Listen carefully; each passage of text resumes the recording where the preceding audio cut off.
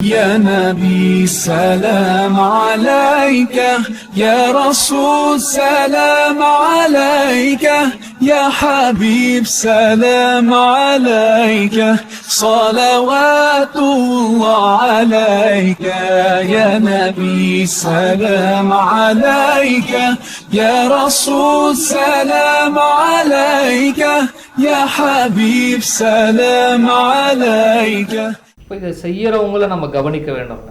ஒரு வியாபாரத்தினுடைய நோக்கத்தில் செய்கிறாங்களா அல்லது இதை சரியாக செய்கிறாங்களா அப்படிங்கிறத கவனித்து நம்ம கொடுக்கணுமா, இல்லை ஒருத்தர் செய்கிறாரு அப்படின்னு ஒரு நம்பிக்கையின் அடிப்படையில் அப்படியே? அல்ஹம்துலில்லாஹ். இப்போ நீங்கள் கேட்டதுலேருந்து எனக்கு என்ன விளங்குது அப்படின்னு கேட்டால், இன்றைக்கி இது ஒரு ஒரு எப்படி சொல்கிறது, ஒரு பிஸ்னஸ் மெத்தடாகவோ அல்லது வேறு வகையிலோ நிறையா நடக்கிறதுனால அப்படி கேட்குறீங்க. ஒரு 7 பேர் சேர்ற இடத்துல 4 பேர் சேர்ந்துட்டாங்க, இன்னொரு 3 பேரை வந்து ஒன்று அக்கீக்காக்கு சேர்த்துக்கிறாங்க. அப்படி இல்லைன்னா எனக்கு 3 பேர் கறி மட்டும் எனக்கு போதும், குர்பானி நோக்கம் இல்லை, எனக்கு கறி கொடுத்தா போதும். அப்போ அவங்க நோக்கம் என்னென்னா இந்த 3 பங்கு எப்படியாவது வெளியே போனால் போதும், நமக்கு ஒரு லாபம் கிடைச்சிட்டா போதும், நமக்கு நஷ்டம் அடையக்கூடாது அப்படிங்கிற நோக்கத்திலையும் செய்யப்படுது. அதாவது இதை 2 விதமாக பார்க்கணும். ஃபஸ்ட்டு பாயிண்ட் நம்பர் 1 என்ன அப்படின்னு கேட்டால், ஒரு மாடு 7 பேர் சேர்ந்தால் கூடும், ஒரு ஒட்டகம் 7 பேர் சேர்ந்தால் கொடுத்தால் கூடும். இந்த பிஸ்னஸ்ஸு வியாபார சிந்தனை, இந்த மெத்தடாலஜி என்பது பின்னால் வந்தது, நம்ம உருவாக்கிக்கிட்டது, சூழலின் காரணமாக உருவாக்கினது. இது ஒருத்தர் இப்போ நானும் நீங்களும் நம்ம நினைக்கிறோம் நம்ம ஒரு மாடு வாங்கி நம்மளே கொடுப்போம் அப்படின்னு சொல்லி, நம்முடைய நண்பர்கள் இருக்காங்க, நீங்களும் சேர்ந்துக்கிறீங்களான்னு கேட்குறோம். அதில் ஒன்றும் தப்பே இல்லை, தாராளமாக செய்யலாம், அனுமதிக்கப்பட்டது. இதே போல் எல்லாராலையும் எல்லா வேலையும் முடியாது. சில பேர் பொறுப்படுத்து அவங்க ரிஸ்க் எடுத்து நான் மாடு வாங்குகிறேன், வைக்கிறேன், நான் அதை பாதுகாக்கிறேன், நான் உங்களுடைய குர்பானியை நிறைவேற்றேன்னு சொல்கிறாங்க. இதெல்லாம் நடைமுறையில் உண்டான விஷயம். ஏன்னா நம்ம யாரையும் தவறான கண்ணோட்டத்தில் பார்க்க முடியாது. அப்படி அவங்க சொல்லும் பொழுது யார் நம்புகிறார்களோ, விருப்பம் இருக்கிறதோ அவர்கள் சேருகிறார். பொதுவாக எதுவாக இருந்தாலும் குர்பானி மட்டுமல்ல, நம்முடைய இப்போ நமக்கு பகரமாக நம்முடைய கடமை அவங்க நிறைவேற்றுறாங்கிறது அர்த்தம். நம்முடைய வக்கீலாக ஏறக்குறைய நம்முடைய எந்த ஒரு கடமையையும் ஒருவர் நிறைவேற்றுவதற்கு அவரிடத்தில் பொறுப்பு ஒப்படைக்கிறோம் என்று சொன்னால் அதற்கு அவர் தகுதியானவரா என்பதை எல்லா கட்டத்திலும் பார்க்க வேண்டும். இப்போ ஜக்காத் யாரோ கேட்குறாங்க, யாரோ கேட்டாங்க, நான் கொடுத்துட்டேன்னு சொன்னால் சரியாக வருமா? நான் ஜக்காத்தை கொடுக்குறேன்னு சொன்னால் அவர் பெற்றவர் சரியான முறையில் அதை உரியவர்களுக்கு ஒப்படைக்கிறாரா, நிறைவேற்றுகின்றாரா இல்லையா, அவர் நிறைவேற்றுவாரா, அவரை பற்றி எனக்கு தெரிஞ்சு தான் நான் என்ன செய்யணும், கொடுக்கணும். எப்போ சந்தேகம் வருதோ கொடுக்க வேண்டிய அவசியம், எல்லோரையும் சந்தேகப்பட வேண்டிய அவசியம் இல்லை, சந்தேகப்படுவதற்கு கொடுக்க வேண்டிய அவசியமும் இல்லை. இதே சட்டம் தான் குர்பானிக்கும் வரும். அல்ஹம்துலில்லாஹ் பெரும்பாலும் நிறைவேற்றுறாங்க, நம்ம அப்படி தான் பார்க்கணும். அவங்க தவறு செஞ்சால் அதுக்கு அவர்கள் தான் பொறுப்பாளர், அதற்கு அவர்கள் தான் பொறுப்பாளர்கள். இப்போ இன்னொன்று கேட்டீங்க, குர்பானியில் 4 பேர் சேர்ந்துருக்கிறாங்க, 3 ஷேர் பாக்கி இருக்குது, ஓகே இருக்கலாம். அதுக்காக அக்கீக்காவை சேர்த்துக்கிறாங்க, பிரச்சனை இல்லை. அக்கீக்காவை சேர்த்துக்கிறாங்க, பிரச்சனை இல்லை. எந்த அளவுக்கு நதிருடைய இதை சேர்த்துக்கிறாங்க, பிரச்சனை இல்லை. இதில் என்ன ஒரு சட்டம் தெளிவு வேணும் அப்படின்னு சொன்னால் அதை சொல்லிவிட்டு அது புரிஞ்சிடும். குர்பானியுடைய அந்த ஷேரில் குர்பானி மட்டுமே இருக்கணுமா, குர்பானி அல்லாதவைகளும் இருக்கலாமா, அந்த கொஸ்டினுக்கு விட தெரிஞ்சுன்னா ஆட்டோமேட்டிக்காக சரியாயிரும். ஷாஃபி மதஹபை பொறுத்தவரை அதில் பெரிய பிரச்சனை இல்லை. ஆனால் ஹனஃபி மதஹபை பொறுத்தவரை ஒன்று குர்பானியாக இருக்க வேண்டும், அல்லது குர்பா என சொல்லப்படுகின்ற வணக்கம் சார்ந்த அமலாக இருக்கணும். வணக்கம் சார்ந்த அமலாக அப்படின்னா என்ன அர்த்தம்? அக்கீகா என்பது ஒரு வணக்கம் சார்ந்த அமல், நேர்ச்சை என்பது ஒரு வணக்கம் சார்ந்த அமல். ஆனால் ஒருத்தர் அக்கீகா குர்பானி இல்லை, ஹனஃபி மதஹபின் அடிப்படையில் சொல்கிறேன், குர்பானியுடைய நியத்து இல்லை, அக்கீகாவுடைய நியத்து இல்லை, நதருடைய நேர்ச்சியுடைய நியத்தும் இல்லை, ஆனால் நான் காசு தந்துடுறேன், நான் 3500 தந்துடுறேன், எனக்கு ஒரு ஷேர் கொடுங்க, எனக்கு இறைச்சி தான் ஒப்புக்கண்டம் போடுறதுக்கு எனக்கு தேவை இருக்கு, நான் அல்லது யாருக்கும் கூட நான் கொடுப்பேன், ஆனால் அது குர்பானி இல்லை. இப்போ ஏன் அவர் அப்படி சொல்கிறார், அது நமக்கு தேவையில்லாதது. அவர் சொல்கிறாரு, இது என்னுடைய குர்பானியோ அக்கீகாவோ நதரோ இல்லை, நான் காசு தரேன், எனக்கு கறி கொடுங்கன்னு சொன்னால், இப்போது ஆடு ஜாயிஸு, இது மாடு அறுத்தது ஜாயிஸு, கறி ஜாயிஸு, அதெல்லாம் வேறு விஷயம், அங்கே பிரச்சனை இல்லை. கறியே கூடாதான்னு கேட்டால் இல்லை. ஆனால் இவர் அதில் ஜாயின் பண்ணதுனால இதில் வணக்கம் இல்லை, வணக்கம் இல்லை. குர்பத் என்று சொல்ல சில மக்களுடைய இது வணக்கம் சார்ந்ததா இருக்கு. வணக்கம் இல்லாத, வணக்கத்தின் நிய்யத்து இல்லாத ஒரு நபருடைய பங்கும் அங்கே இருக்கு. அப்படி இருக்குமானால் அந்த 7 பங்குமே கூடாது. அந்த 7 பங்குமே செல்லாம போயிடும். அடிப்படையில் கொடுத்தவங்களுக்கும் செல்லாம போயிடும். அப்படித்தானே வரும். அதனாலதான் அவங்க சேர்க்கக்கூடாதுன்னு சொல்றாங்க. இல்லைன்னா பிரச்சனை இல்லையே. அவருக்கு தான் லாஸ் இல்லைல்ல. அவரு காசு கொடுத்துறாரு, கறியை வாங்கிட்டாரு, அவருக்கு என்ன லாஸ் இருக்கு? அவருக்கு ஒரு லாஸ் இல்லை. ஆனா அப்படிப்பட்டவங்களை சேர்த்தா அந்த அமல், குர்பானுடைய அமல் நிறைவேறாது. நீங்க 6 பேர் கரெக்டானவங்களா இருந்தாலும் கூடாது. இது ஹனஃபி மதபின் கருத்து. அதனால குர்பானியில ஷேர் என்பது ஒன்று குர்பானியாக அல்லது அகீகா நதுர் போன்ற இபாதத்துடைய, குர்பத் எனும் இபாதத்துடைய நியத்துள்ளதாக இருக்கணும். இன்ஷா அல்லாஹ் அவரு இதை தெரிஞ்சுக்க வேண்டிய கடமை அவருக்கு இருக்கு. நான் கொடுக்கிற அந்த கூட்டுல என்னோடு பார்ட்னர்களாக, பங்காளர்களாக சேரக்கூடியவர்கள் இந்த வணக்கத்தின் அடிப்படையில் இருக்கிறாங்களா அப்படின்னு தெரிஞ்சுக்க வேண்டிய அவசியம் அவருக்கு தெரிஞ்சுக்கிற வேண்டிய அவசியம் அவருக்கு இருக்கு. இன்னொன்னு, அந்த இதை எடுத்து செய்கிறார்கள்ல அவங்க ஒரு விஷயத்தை, ஏன்னா இவங்க ஒவ்வொருத்தலா போய் எல்லாத்தையும் தெரிஞ்சுக்கிறதுல சிரமம் இருக்கும். அவர் முடிவெடுக்கணும், யாரு இந்த இபாதத்தின் அடிப்படையிலான பங்களிப்பு தருகிறார்களோ அவங்களுக்கு மட்டும்தான் நாங்க இதை நிறைவேற்றோம். ஒருத்தர் காசு எனக்கு நான் இறைச்சி மட்டும்தான் வேணும்னு சொன்னா நீங்க கோச்சுக்கிறாதீங்க, இங்க நம்ம அதை இது பண்ண முடியாதுன்னு அவங்க சொல்லணும். அப்படி சொல்லக்கூடிய நபரா நம்ம கொடுக்குற ஆளுங்கிறத ஐடென்டிஃபை பண்ணணும், முடிவு பண்ணணும். ஒவ்வொரு மாட்டுக்குமான விலை வித்தியாசம் வருது. அந்த கூட்டு குர்பானியினுடைய விலை இவ்வளவுதான் நிர்ணயிச்சு சொல்றாங்க. இப்போ ஒரு மாடு 30,000 இருக்கு, ஒரு மாடு 40,000 இருக்கு, ஒரு மாடு 50,000 இருக்கு. ஆனா இவங்க ஈவனா ஒரு குர்பானிக்கு 3,500 ரூபா, ஒரு 3,600, சில பேர் 4,000, இப்படி ஒரு குறிப்பிட்ட அளவுல ஒரு தொகை நிர்ணயம் செய்து 7 பேருக்கு இவ்வளவுதான் அப்படின்னு வாங்குறாங்க. இது எப்படி? அதான் இங்க திரும்ப ஒரே விஷயம்தான் வரும்.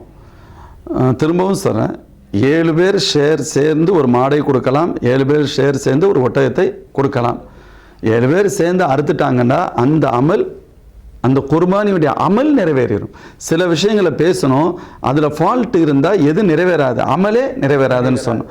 இங்கே அப்படி இல்லை, அமல் நிறைவேறும். ஆனால் இப்போ தாங்க கேட்குறது ரேட்டு டிஃபர் ஆகுமே அப்படின்னு சொன்னால், இப்போ மொத்தத்தில் நம்ம ஒரு சின்ன குரூப் நம்ம தான் சேர்ந்து செய்கிறோம் அப்படின்னு சொன்னால், ஒரு மாடை வாங்க போகிறோம், இருக்கிறதுக்கு என்ன கூலின்னு பார்க்க போகிறோம். மொத்தத்தில் டிவைடட் பை 7, 7ஆல் வகுத்து நம்ம காசை என்ன வருதோ அதை போடுவோம். 3,500 வந்தால் 3,500 போடுவோம், 4,500 வந்தால் 4,500 போடுவோம், 5,000 வந்தால் 5,000 போடுவோம். இது இருக்கிறதுலேயே ரொம்ப பெட்டர் மெத்தடாலஜி இது ஒன்று. ஆனால் இப்போ 20 மாடு கொடுக்குறேன், 30 மாடு கொடுக்குறேன், 50 மாடு கொடுக்குறவங்க நம்மள்ட்ட 50 மாடுன்னு சொன்னால் 7, 35, 350 பேர்கிட்ட ஷேர் வாங்கியிருக்காங்க. இப்போ இவங்க இப்படி செய்ய முடியுமான்னு கேட்டால் செய்ய முடியாது. யார் யார் மாடு என்ன ரேட்டு அதை இப்போ நிர்ணயம் செய்யவே முடியாது. அது வாய்ப்பு இல்லாதது. அப்போ அவங்க என்ன பண்ணுறாங்க அப்படின்னு கேட்டால், ஓவரால் ஒரு 50 மாடுன்னு சொன்னால் 50 மாடுடைய ரேட்டு என்ன இருக்கும், அதுக்கான கூலி என்ன இருக்கும், அதுக்கான செலவுகள் என்ன இருக்கும், இது எல்லாத்தையும் மொத்தமாக சேர்த்து அதை டிவைட் பண்ணி ஒரு குறிப்பிட்ட அமௌண்ட்டு அப்படின்னு சொல்கிறாங்க. சொல்லும் பொழுதே அது என்ன சொல்லுவாங்கன்னா, புரியப்படுகின்ற ஒரு தகவல், அல்லது அவங்க தெளிவாக சொல்லணும், அல்லது நம்ம புரிகிற தகவல் என்ன அப்படின்னு கேட்டால், இந்த ரேட்டில் கொஞ்சம் முன்ன பின்ன இருக்கும், அப்படி இருந்தாலும் நீங்கள் எனக்கு அதற்கு ஒப்புதல் அளிக்கின்றீர்கள். அதுதான் இன்டைரக்டான எழுதப்படாத ஒப்பந்தம். நீங்கள் 3,500 ரூபா கொடுக்குறீங்க, உதாரணத்துக்கு 3,400 கூட முடியலாம். அப்படி இருக்கும் பட்சத்தில் 100 ரூபாயை நீங்கள் எங்கள்கிட்ட கொடுத்துருக்கீங்க அப்படிங்கிறத ஒரு எழுதப்படாத ஒப்பந்தமாக தான். அதே சமயத்தில் ஒரு 3,600 ரூபா வந்துருச்சு நிர்பந்தமாக, அவர் இன்டைரக்டாக சொல்ல வர்றாரு, உங்கள்கிட்ட நான் கேட்க மாட்டேன். ஏன்னா ஒரு குர்பானி, ஒரு மாடை 7 பேர் சேர்ந்து சேரு, இப்போ முதல் சொன்னால் நம்ம டிவைட் பண்ணிக்கிற முடியும். இது மொத்தமாக உள்ளதில் என்ன செய்ய முடியாது, அப்படி செய்ய முடியாது. அதனால தான் சொல்லுவாங்க, அவங்கவுங்க ஒரு குரூப் சேர்ந்து, அதுக்காகத்தான் அது அனுமதிக்கப்பட்டது. அவங்கவுங்க சேர்ந்து ஒரு மாடை பிடிக்கிறோம், நம்ம 7 பேர் சேர்ந்து கொடுத்தோம், இன்னொருத்தர் அவங்க கொடுக்குறாங்க. இப்போ நம்முடைய குர்பானியை நேரடியாக கண்ணால் பார்க்குறோம், நம்ம இருக்கிறோம், ஏன்னா நம்ம எல்லா அமல்களும் எல்லா சுன்னத்துகளும் நிறைவேறுது. இது பெட்டர். ஆனால் அப்படி ஒரு முடியாத பட்சத்தில், இயலாத பட்சத்தில், நம்ம இருக்கக்கூடிய இடம் அதற்கு தோதுவாக இல்லை, வேறு நிர்பந்தங்கள், நம்ம வெளியூரில் இருக்கக்கூடிய கட்டம் வருது, நமக்காக ஒருத்தர் இப்படிலாம் செய்கிறாங்க, அதில் நம்ம கொடுக்குறோம் அப்படின்னு சொன்னால் ஜாயிஸா அப்படின்னு கேட்டால் ஜாயிஸ் தான். இப்போது அந்த மாட்டுக்கான ரேட்டில் ஜாயிஸு அவங்க நிர்ணயம் பண்ணுறது ஜாயிஸுன்னு சொல்கிறோம். இப்போ அந்த அறுக்கப்பட்ட பிராணியினுடைய கறி இருக்குது, இதை மொத்தமா சேர்த்து ஒரு குறிப்பிட்ட அளவு எல்லாருக்கும் தர்ற மாதிரி, இப்போ இவர் பேர்ல அறுக்கப்பட்ட பிராணியினுடைய கறி அல்ல, மொத்தமா அறுத்து ஒரு 50 கிலோ இருக்கு, ஆளுக்கு 5-5 கிலோவா எடுத்து கொடுத்துறாங்க. இது எப்படி? நல்ல கொஸ்டின் தான். அதாவது இங்கும் ரெண்டா பிரிக்கணும். எப்போ அறுத்துட்டமோ அப்போவே குர்பானி நிறைவேறிடுச்சு.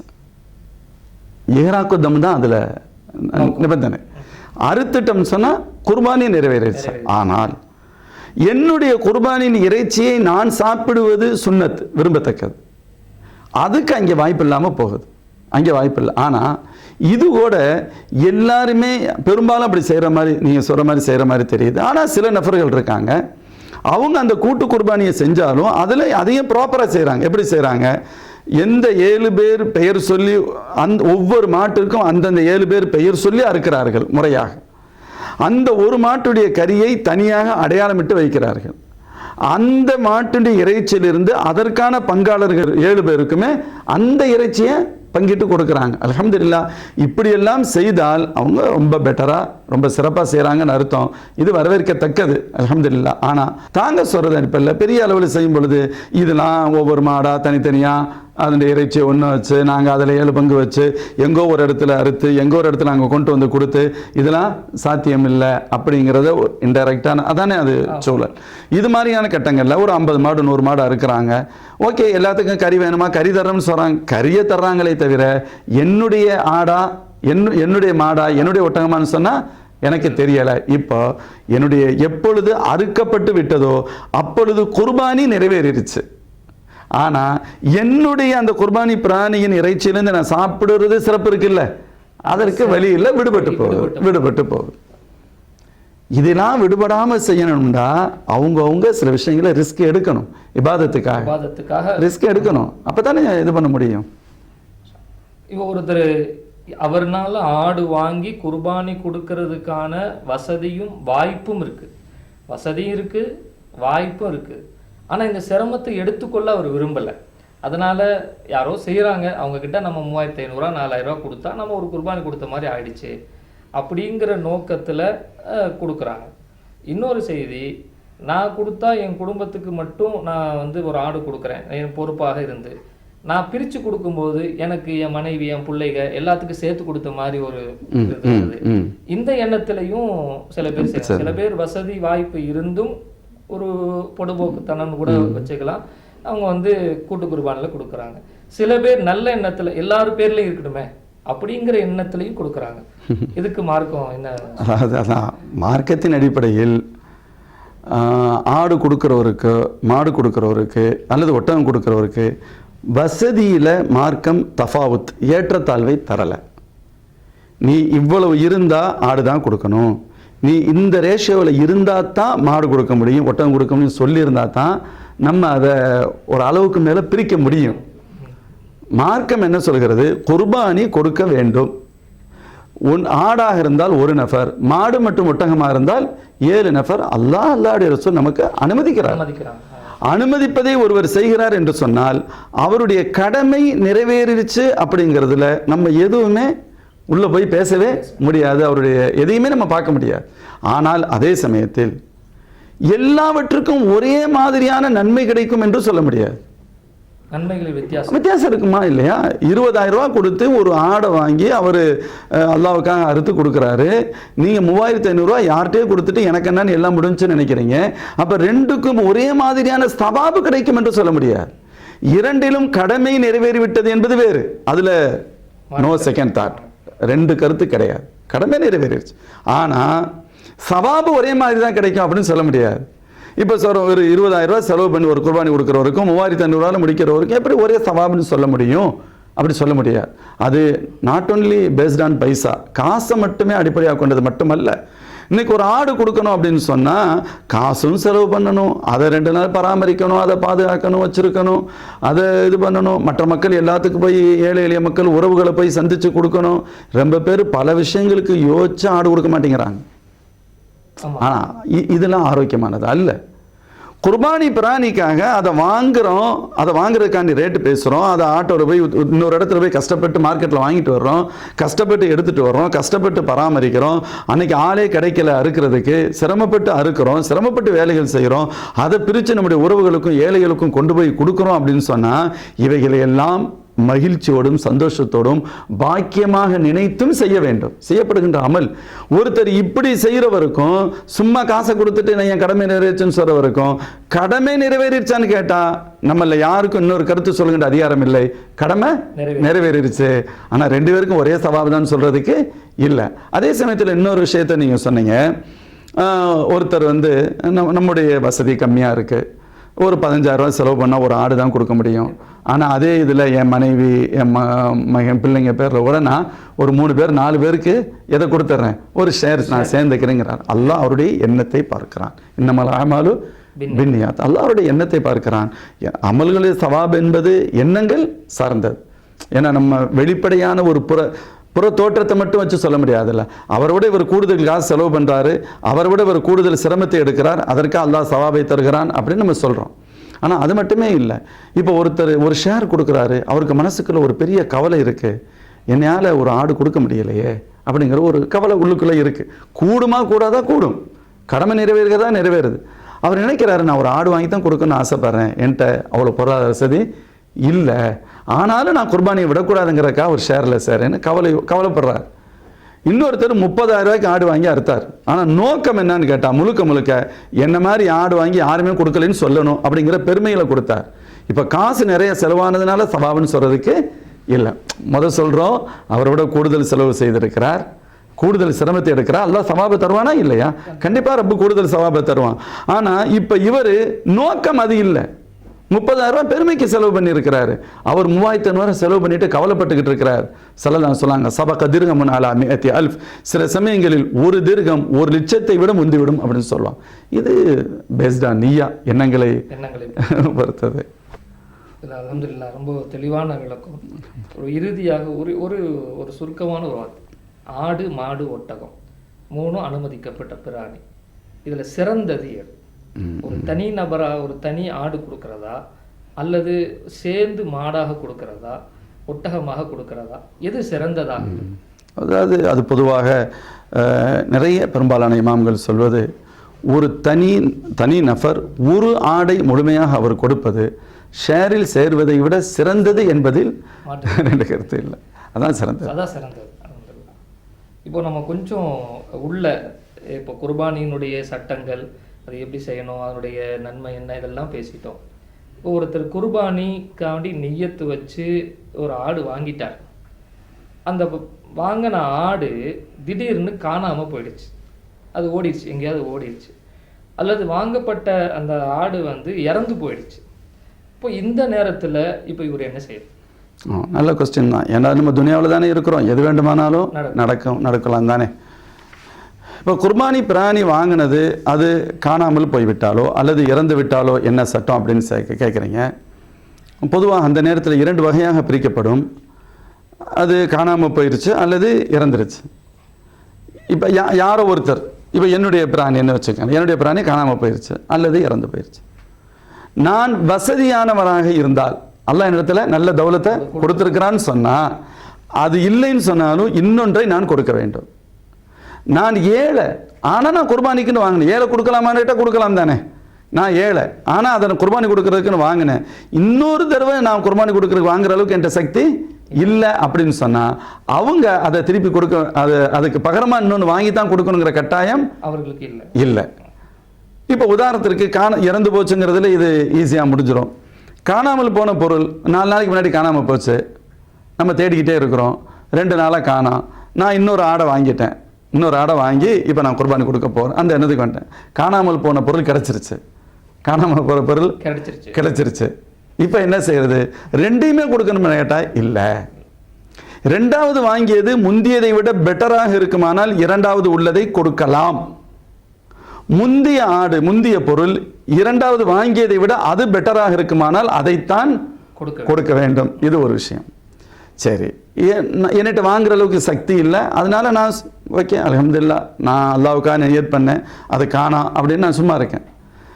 இப்போ எனக்கு பிறகு 10 அன்னைக்கு கிடைச்சிருச்சு, 11 அன்னைக்கு கிடைச்சிருச்சு, 12 அன்னைக்கு கிடைச்சிருச்சு. எப்பொழுது கிடைத்தாலும் அனுமதிக்கப்பட்ட அந்த குர்பானி கொடுப்பதற்கான காலத்திற்குள் கிடைத்தால் அதை குர்பானி கொடுத்துடணும். இப்போ உங்களுக்கு இன்னொரு கொஸ்டின் ஆட்டோமேட்டிக்காக வரும். இதுலேஜ் பிறகு 15ஆம் நாளில் கிடச்சிச்சு, குர்பானியுடைய நாட்கள்லாம் முடிஞ்சிருச்சு. ஆனால் அப்போ காணாமல் போன பொருள் வந்துருச்சு. இப்போ குர்பானியும் கொடுக்க முடியாது, என்ன செய்யறது? இப்போ குர்பானி கொடுப்பதற்கு நான் டைம் இல்லைல்ல. அப்போ மார்க்கம் சொல்லும், அதை அப்படியே உயிரோடு யாருக்காவது சதக்காவாக கொடுத்து விடும். நான் யூஸ் பண்ண முடியாது, இப்போ தான் டைம் முடிஞ்சிருச்சுல்ல, டைம் முடிஞ்சு வந்திருக்கு, நான் யூஸ் பண்ணிக்கிறேன் அப்படின்னு செய்ய முடியுமான்னு கேட்டால் செய்ய முடியாது. அது குர்பானியுடைய நியத்தில் நீ வாங்கினது, ஆனால் இப்போ குர்பானி கொடுக்க முடியலை, அதற்காக நீ பயன்படுத்தி கொள்ள முடியாது, அதை சதக்காவாக யாருக்காவது கொடுத்துருங்கன்னு சொல்லப்படும். அல்ஹம்துலில்லாஹ். இந்த குர்பானியினுடைய பிராணி வாங்கும் பொழுது நம்ம பார்த்து வாங்கும் பொழுதே கொஞ்சம் நல்லதாக இருந்தது. வந்ததுக்கு பின்னாடி சில குறைகள் தெரியுது. அல்லது வாங்கும் பொழுதே என்னென்ன குர்பானியினுடைய பிராணிகளை கவனித்து வாங்கணும் அப்படி ஏதாவது இருக்கு. அதாவது ஏன்னா குர்பானி பிராணிகள் நல்ல ஆரோக்கியம் உள்ளதாக இருக்கணும். ஆரோக்கியம் இல்லாத இருக்கிறது ரொம்ப முக்கியம். இப்போ அதனுடைய உடல் ரொம்ப சிலது மெலிஞ்சு போயிருக்கும்டா, ஒல்லியாக இருக்கிறது, குண்டாக இருக்கிறது, ஆளால் பொறுத்து எப்படி இன்சானில் மாறுபடுதோ அதே போல் எல்லா விலங்கினங்களிலும் மாறுபடும். எலும்புடைய மஜ்ஜை கூட உள்ள பலகீனமாயிரும். அப்போ அது ரொம்ப ஒரு மாதிரியாக வத்தலும் தொத்தலமாக இருக்கும், தோலும் எலும்பு மட்டும்தான் இருக்கும். இப்படி அளவுக்கு அதிகமான மெலிந்தது வாங்கக்கூடாது. கடுமையான நோய் வாய்ப்பட்டிருக்கு, ரொம்ப இப்போ ஏதோ முடியாமல் இருக்கு, அப்புறம் சரியாயிரும், அது வேறு விஷயம். அது சரியாகிறதுக்கு வாய்ப்பே இல்லை, அது மாதிரி தவிர்க்கணும். கண் பாதிக்கப்பட்டது தவிர்க்கணும். கை கால்கள் ஊனமுற்றது, இவைகள் தவிர்க்கப்பட வேண்டும். ஆனால் இதே சமயத்தில் ஒருத்தர் வாங்கினதுக்கு பின்னாடி அதில் சில குறைகள் ஏற்படுமானால் அப்பொழுது அவற்றை குர்பானியாக கொடுத்து விட முடியும். வாங்கின பின்னாடி சின்ன இது ஏற்பட்டுச்சு அப்படின்னு சொன்னா அதுல பிரச்சனைகளை கொடுத்துடலாம். ஆனா வாங்குவதற்கு முன்பு இவைகளை கவனத்தில் கொண்டு வாங்க வேண்டும். அந்த வாங்கினதுக்கு பின்னால அது நடக்கும் பொழுதோ தாவும் பொழுதோ ஒரு கால் உடைஞ்சிச்சு, அல்லது ஒரு பெரிய காயம், சின்ன காயம் இல்லாமல் ஒரு பெரிய காயம் ஏற்பட்டுச்சு, காது கிழிஞ்சிருச்சு, இந்த மாதிரி ஒரு சூழல் ஏற்பட்டா ஆமாம். அதாவது சிறு காயம்படுவது என்பது, அது காது கிழிந்தது என்பதெல்லாம் இதுக்கு பின்னாடி வாங்கினதுக்கு பின்னாடி ஏற்படும் பொழுது அனுமதிக்கப்பட்டதாகத்தான் பார்க்கப்படும். ஒரு பொருளே காணாமல் போயிருச்சு, அத்துக்கிட்டு போயிருச்சுன்னா தான் அந்த பிரச்சனை வரும். இல்லைன்னு சொல்கின்ற பொழுது, அல்லது ஒன்றில் பெரும்பகுதி இல்லை அப்படின்னு வரும் பொழுது அது தவிர்க்கப்படணும் அப்படின்னு வரும். இப்போ இவைகள் எல்லாமே ஒரு சிறிய அளவாகத்தான் கணக்கில் கொள்ளப்படும். இப்போ ஆரோக்கிய குறைபாடு உள்ளதில் நம்ம இப்படி தவிர்க்கணும்னு சொல்கிறாங்க. இப்போ சில விஷயங்கள்ல ஆரோக்கிய குறைபாடு இருக்காது. உதாரணமாக காயடிக்கப்பட்ட ஆடு அல்லது கொம்பு ஒடிக்கப்பட்டது, இது மாதிரி இதில் உடல் ரீதியாக பிரச்சனை எதுவும் இருக்காது.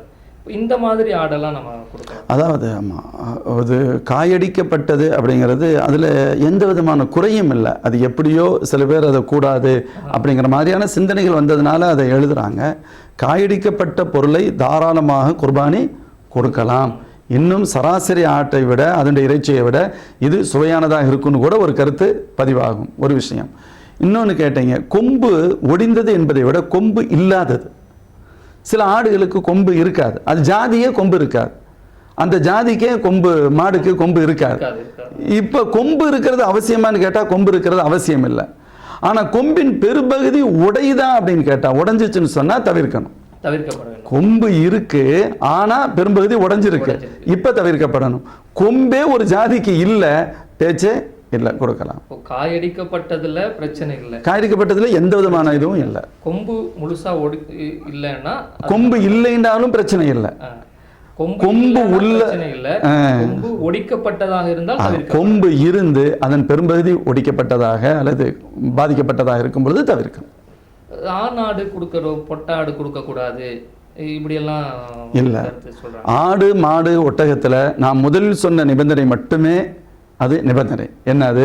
5 வருடம், 2 வருடம், 1 வருடம் ஆட்டில் அப்படிங்கிறது.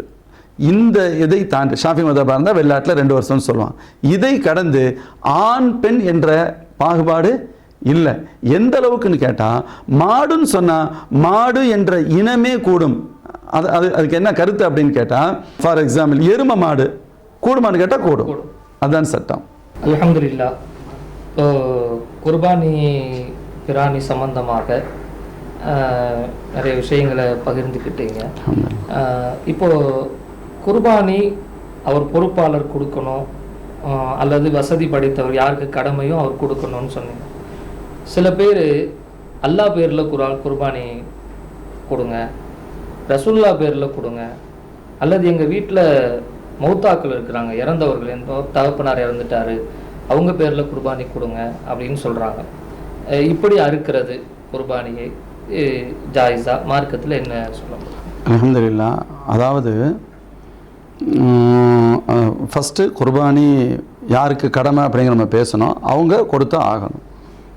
அதுக்கடுத்து அல்லாஹ்வுடைய பேரில் எல்லா குர்பானியுமே லில்லாஹி தான், அல்லாஹ்வுக்காகத்தான். அதனால் அங்கே பிரச்சனை வராது. மாறாக அல்லாஹ்வின் திருத்தூதர் ஸல்லல்லாஹு அலைஹி வஸல்லம் பேரில் குர்பானி கொடுக்குறேன், அல்லது யாராவது வலிமார்களை சொல்லி அவங்க பேரில் நான் குர்பானி கொடுக்குறேன், அல்லது இறந்து விட்ட என் தந்தைக்காக கொடுக்குறேன், என் தாய்க்காக கொடுக்குறேன், யாரோ ஒருத்தர் அப்படி நியத்து பண்ணும் பொழுது கூடுமா அப்படிங்கிறது தான் கொஸ்டின். இப்போ என்னன்னு கேட்டால் இதை ரெண்டு விதமாக பார்க்கணும். இறந்தவர்களின் பெயரில் குர்பானி கொடுப்பது கூடுமா என்று கேட்டால் கூடும். இறந்தவங்களுக்காக குர்பானி கொடுக்கறது கூடுமான்னு கேட்டால் கூடும். ஹஸரத் அலி ரலியல்லாஹு அன்ஹு 2 ஆடை இருக்கிறாங்க. கேட்கப்படுது, ஏன் நீங்கள் 2 இருக்கிறீங்க? சொன்னாங்க, அவுசானி ரசூலுல்லாஹி ஸல்லல்லாஹு அலைஹி வஸல்லம் அன் உதஹிய அன்ஹு, பெருமானார் ஸல்லல்லாஹு அலைஹி வஸல்லம் அவருக்காக நான் குர்பானி கொடுக்க வேண்டும் என்று என்னிடத்தில் வசியத்து செய்தார்கள் அப்படின்னு ஹதீஸ் வரும். இறந்தவங்களுக்கு கொடுக்கலாம். ஆனால் பிரச்சனை என்ன அப்படின்னு கேட்டால், இவர் தன்னுடைய குர்பானியை நிறைவேற்றாமல், நான் அல்லாஹ்வுடைய ரசூலுடைய பேரில் கொடுக்குறேன், நான் கௌஸ் நாயத்துடைய பேரில் கொடுக்குறேன், நான் எங்கள் தாதா பேரில் கொடுக்குறேன், நான் இறந்து விட்டேன் அத்தா பேரில் கொடுக்குறேன்னு சொன்னால், இப்போது அவங்களுக்காண்டி கொடுத்த குர்பானி நிறைவேறிடும். ஆனால் இவருடைய குர்பானி நிறைவேறாது, இவருடைய கடமை நிறைவேறாது. அப்போ என்ன செய்யணும் அப்படின்னு கேட்டால், இப்படி உள்ளவர் முதலில் அவர் தன்னுடைய கடமையை நிறைவேற்ற வேண்டும். தன் மீது கடமையை அவருக்கு பேரில் முதல்ல அறுத்துறணும். அதுக்கு அடுத்து அல்லாஹ் அவருக்கு வசதியை தந்திருக்கிறான், எண்ணத்தையும் கல்வையும் சேர்த்து தந்திருக்கிறான்னு சொன்னால், அவங்க இதில் மேல் சொன்ன ஒருத்தலுக்கு அல்ல, எல்லோருக்கும் கூட அவர் என்ன கொடுக்கலாம், தாராளமாக கொடுக்கலாம். சில பேர் அப்படிலாம் இருக்கிறாங்க. பல ஆடுகள் இருப்பாங்க, ஒன்று எனக்காக, ஒன்று ரசூலின் பெயரில், ஒன்று ஏதோ ஒன்று வலிமாரின் பெயரில், அல்லது இறந்து விட்ட என் தந்தையின் பெயரில், என் தாதாவின் பெயரில் அறுக்கிறாங்களா, அறுப்பாங்க. குர்பானியுடைய 7 ஷேர் இருக்கு. உதாரணத்துக்கு ஒரு மாடு முழுசாக புக் பண்ணிடுவாங்க. ஒருத்தர் அவங்க பேரில் போடுவாங்க, இன்னொன்று தன்னை மனைவி பேரில் போடுவாங்க, இன்னொன்று சில பேர், ஒவ்வொருத்தருக்கும் இது பண்ணுவோம். அப்படி கூடுமான்னு கேட்டால் கூடும். ஆனால் தன்னுடைய கடமையை நிறைவேற்றாமல் மற்றவருடைய பெயரில் கொடுத்தால் குர்பானி கூடாதுன்னு சொல்லிடக்கூடாது, இவருடைய கடமை நிறைவேறாது. கொடுத்த குர்பானி யாருக்காக இவர் கொடுத்தாரோ அது குர்பானியாக நிறைவேறும், அவங்களுக்கு சவாபு கிடைக்கும், அதெல்லாம் வேறு விஷயம். ஆனால் இப்போ கொஸ்டின் எப்படி இருக்கணும், இவருடைய கடமை நிறைவேறுமான்னு கேட்டால் நிறைவேறாது. இவர் தன்னுடையதை நிறைவேற்றி விட்டு அடுத்தவங்களுக்கு கொடுக்கணும். உனக்கு சக்தி இருக்கு பட்சத்தில், இல்லை என்கிட்ட ஒன்று தான் கொடுக்க முடியும்னு சொன்னால் முதல்ல உங்கள் பேரில் கொடுங்கன்னு சொல்லணும். இப்போ ஒருத்தர் இந்த வருஷம் நான் என் பேரில் கொடுக்குறேன், அடுத்த வருஷம் என் மனைவி பேரில் கொடுக்குறேன், இல்லைன்னா என் மூத்தாக்கள் இந்த தகப்பனார் பேரில் கொடுக்குறேன், இப்படி ஒரு குடும்பத்தில் வரிசையாக வர்றார் அவர். இப்படி அதாவது இப்போ இங்கேயும் கூட கொஞ்சம் விரிவாக பார்க்கணும். ஹனஃபி மதுஹபின் அடிப்படையில் யார் மீதெல்லாம் ஜக்காத்து கடமையாக இருக்கிறதோ அவங்க கொடுக்கணும்னு சொல்லிட்டோம். அப்போ அவருடைய பேரில் தான் கொடுக்க முடியும். நம்ம மேலே சொன்ன மாதிரி வேறு யாருக்காவது கொடுக்கண்டா தன் பேரில் கொடுத்துட்டு அதுக்கடுத்து இன்னொருத்தருக்கு யாருக்கு வேண்டாலும் கொடுக்கலாம், அவர் பேரெல்லாம் கொடுக்க முடியும். ஷாஃபி மதுஹபின் அடிப்படையில் ஒருவர் தனக்கும் தன் ஜீவனாம்சத்திற்கு தான் யாருக்கெல்லாம் பொறுப்போ, அப்போ மனைவி, சிறு பிள்ளைங்க, இவங்களுக்காக இவர் ஒன்று கொடுத்தா போதும்னு சொல்கிறோமில்ல அவங்கள்ட்ட, இப்பொழுது இந்த நபர்களுக்கு மத்தியில் ஒரு வருஷம் என் பேரில் கொடுத்துக்கிறேன் ஷாஃபி மதுஹபின் அடிப்படையில், அவங்களுக்கு தானே அந்த பிரச்சனை கூடுங்கிறது. ஒரு வருஷம் அவர் பேரில் கொடுக்குறார், இன்னொரு வருஷம் அவருடைய மனைவியின் பெயரில் கொடுக்குறார், இன்னொரு அவருடைய சின்ன மகன் பிள்ளைகள் மீது கொடுக்குறார். பெரிய மகனுக்கு கொடுக்க முடியாது, இவன் பொறுப்பாளர் இல்லை, அவர் தனியாக கொடுக்கணும்.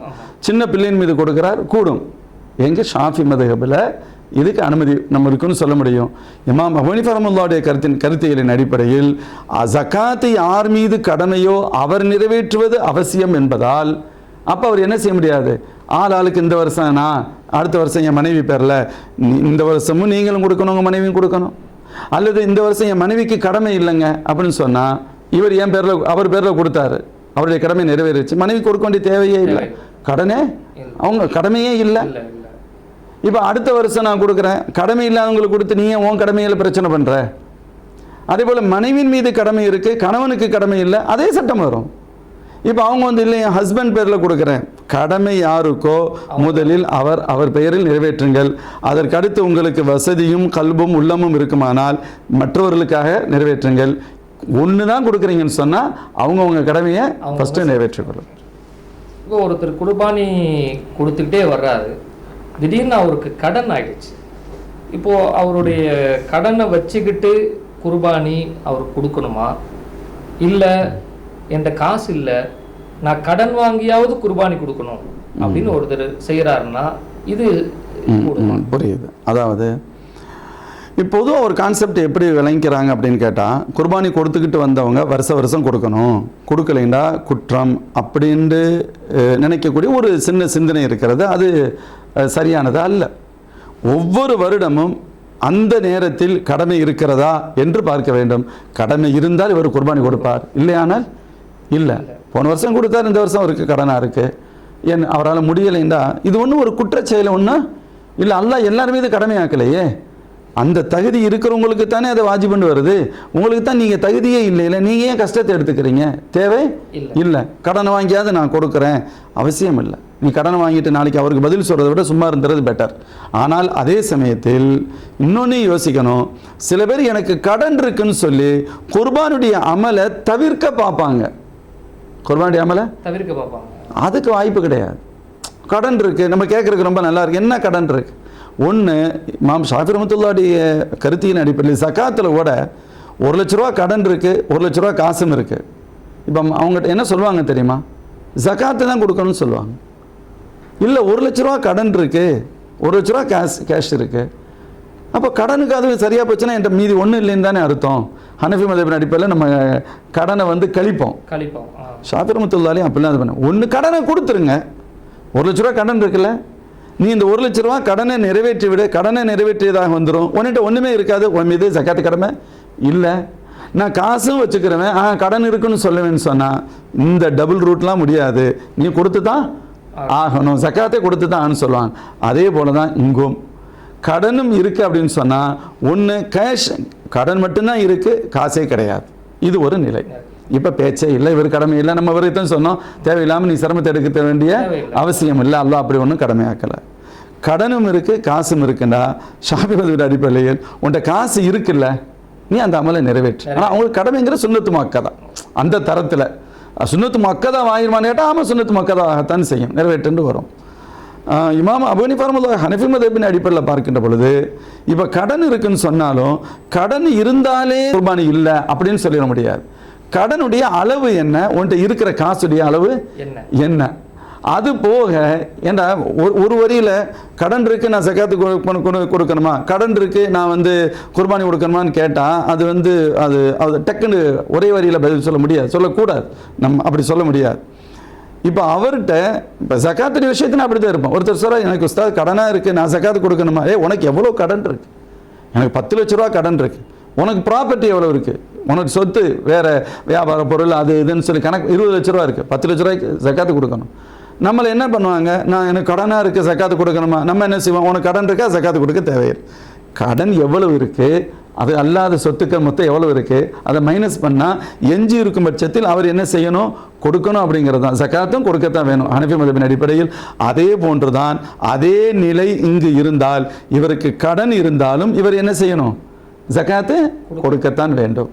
ஆனால் காசும் இல்லை கடன் மட்டும்தான் இருக்குது அப்படிங்கிறவங்களுக்கு நீங்கள் கடனை இன்னொரு கடனை வாங்கி கடனை நீ கூட்ட வேண்டிய அவசியமெல்லாம் ஏற்கனவே கடன் இருக்குன்னு தானே சொல்கிறீங்க. அப்போ இன்னொரு 10,000 ரூபா கடன் வாங்கினா கூடுமா குறையுமா? மார்க்கம் அப்படி கஷ்டப்படுத்தவெல்லாம் இல்லை, சிரமப்படுத்தல்.